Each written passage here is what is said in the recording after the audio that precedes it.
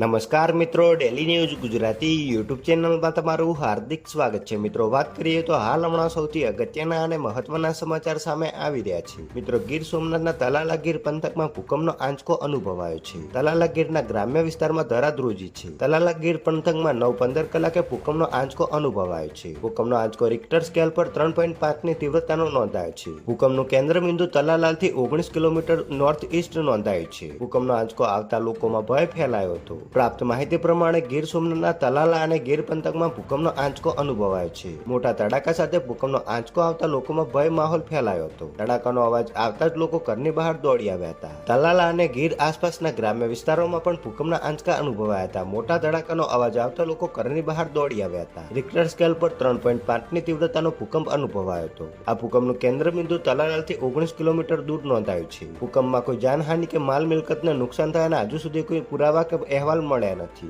જોકે ભૂકંપનો જોરદાર ધડાકા સાથે આંચકો આવતા લોકો ઘરની બહાર દોડી ગયા હતા। જોકે કોઈ નુકસાનના અહેવાલ નથી।